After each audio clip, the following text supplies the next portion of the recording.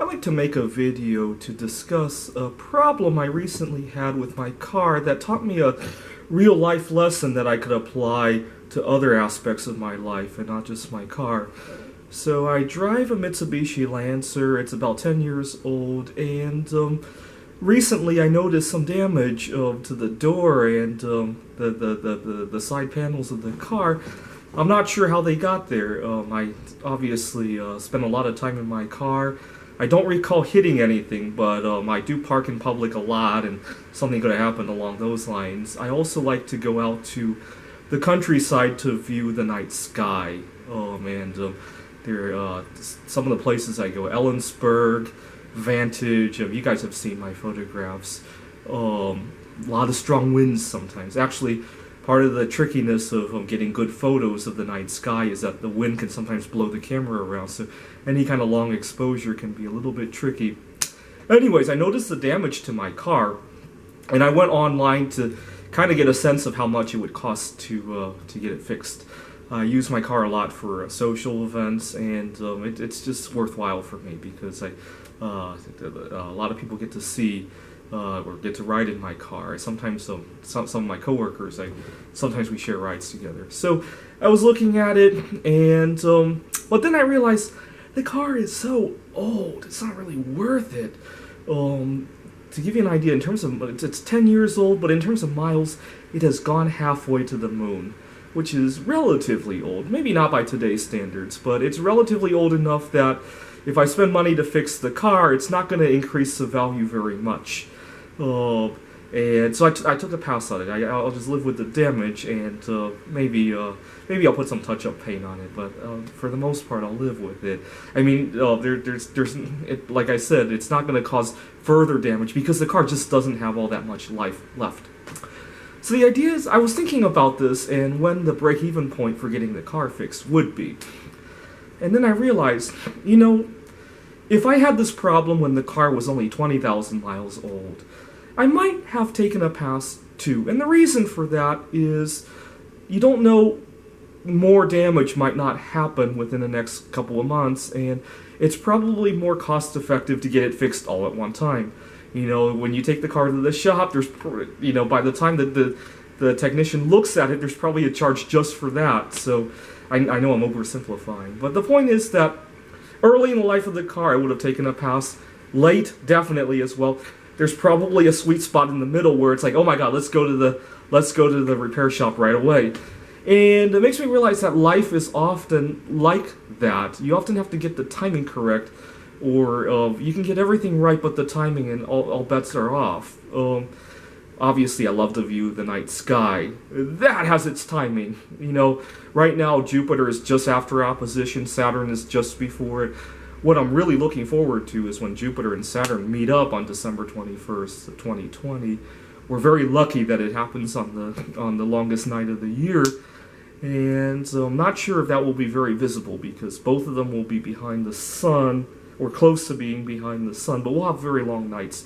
I hope to travel to Gdansk, Poland to view this because near the bay, basically a 24-hour night that time of the year. And, actually, I'm not sure that would be such a good idea because if you look out the bay, you're looking north. Jupiter and Saturn are going to be south toward the equator. So, anyways, I hope to find somewhere good to view it. But obviously, you need very good timing. Jupiter and Saturn only come out together every 20 years. If you're 10 years before, 10 years after that.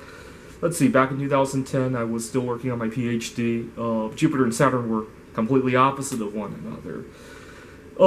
Sometimes I have problems with relationships where the timing plays a big role in whether or not something works out.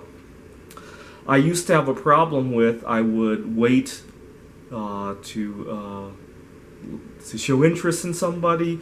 Sometimes I wait until the other person that I'm interested in starts the first conversation. You can wait a long time and it never happens. Sometimes I try to start things way too fast and the person thinks I'm crazy. I've had that problem a few times. For some reason, the one relationship I'm in, I did everything almost the same, and I feel it was the same story as we were, but I got the timing just right. So timing is very important. speaking of time, one of the reasons this past year I've been really busy checking off everything in my bucket list, as you guys have seen in my videos, is that very soon I'm going to be starting a new chapter in my life. And I'm recording this on July 4th. This could very well be the last July 4th I ever spend with the freedom of us being a single guy. And I'm not terrified by it. I just want to have a good ending to this chapter. Other chapters in my life, I call this chapter 3 in my life, the current chapter that I'm in. Chapter 1 was when I was 16 years old. I completely overhauled my lifestyle. I used to eat a lot of junk food, drink a lot of soda, very overweight, and I had a lot of problems with my behavior, and I completely overhauled my lifestyle, and I call that chapter 2 when I went into that. And chapter 3 began when I started writing computer games, and I met a bunch of people, networked with a bunch of people writing computer games. I want chapter 3 to have a good ending. The other 2 chapters ended very abruptly and didn't have really a closing theme to it. And I know it sounds funny that I treat my life like this, but I want to have a good memory of that, because the girl I'm marrying, she's significantly younger than me, and certainly I don't want to divorce her.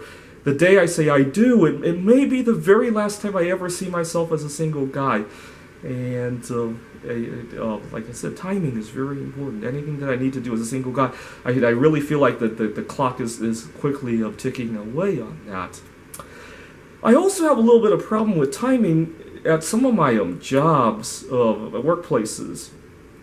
Oftentimes I make demands that are not very significant, but I do it at the wrong time, or maybe I miss subtle cues that the person isn't really ready to hear something. Or I was doing an odd gig on Craigslist one time, and this guy needed a photograph of a car he was selling, and also a room he was renting out on Airbnb.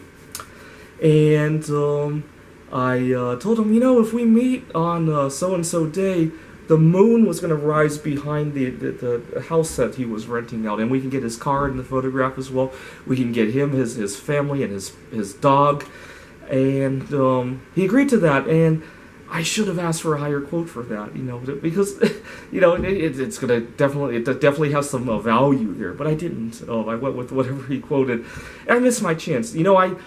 Part of the reason I missed that opportunity was I have a tendency to be over-optimistic. I'm thinking if I do a good job, I might land other gigs with him. But he moved on. I didn't hear from him after that photograph. It was good practice, though, and it gave me a good selling point in the future. But I really felt I could have taken how should I say this? Taken a dividend from that instead of investing it all for just the future benefit. I do a lot of tutoring as well. I'm very mad at myself for two clients actually that I had last spring. I was hoping to raise the prices and hopefully get them to drive to my place because I was spending a lot of time on the road. But I was thinking I would do this after they began their summer semester. I didn't want to cause a little bit of a shock in the middle of spring. Well, I suppose you can guess what happened. Summer came and they evaporated, and I missed my opportunity. What was really insulting is that one of the clients called back in the fall and saying that, because they're such a big customer, can they get a discount, a volume discount, if you will. And that time it was a little bit smarter and said that, well, I spend a lot of time on the road. Do you ever spend time in Redmond? Maybe we can arrange it on a day like that. That way we could both save some. We could both save some of the inconvenience of commuting, and so it was a win-win. But I felt it could have been a bigger win-win. I missed my opportunity there.